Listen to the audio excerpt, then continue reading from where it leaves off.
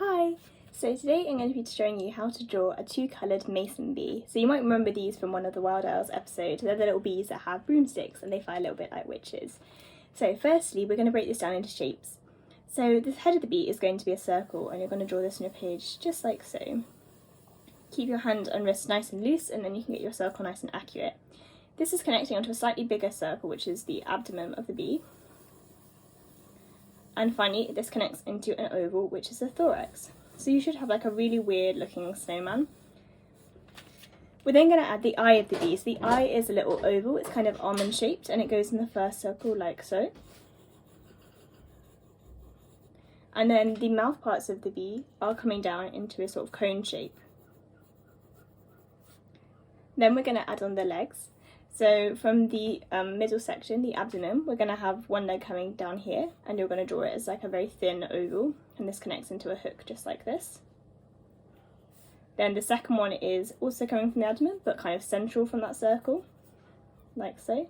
And the third one's coming from between the abdomen and the thorax. So in this gap here you want to come up with a little sort of cone shape, then down with another cone shape, and then a final cone shape that's upside down like this before going back into this hook. We're also going to have the other legs that you can see in the image, so we're going to have one just here and one just here. There's also one behind the back end of the bee, but we can't see that. So now we're going to kind of make the shape a little bit more accurate. So on the head of the bee you want to add some of the kind of hair shapes. So with that you want to sort of keep your pencil nice and light and kind of be quite jaggedy like this.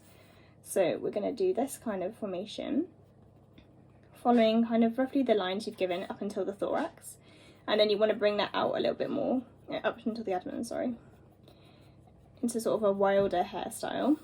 And on the underneath of the bee, there's like more hair, like it doesn't go in quite like how we've got it here, so we're going to extend that out into a sort of fluffy bit like so, and also on the legs as well.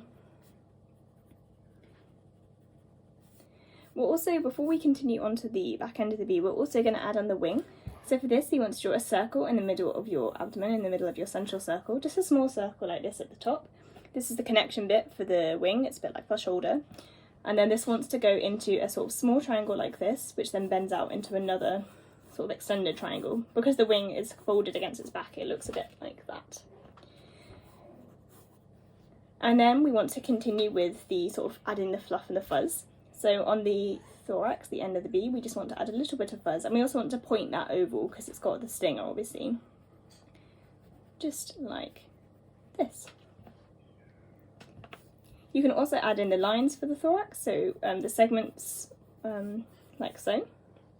And we also need to add in the antennae of the bee, and these are just two nice little lines, slightly curved, coming up from the head.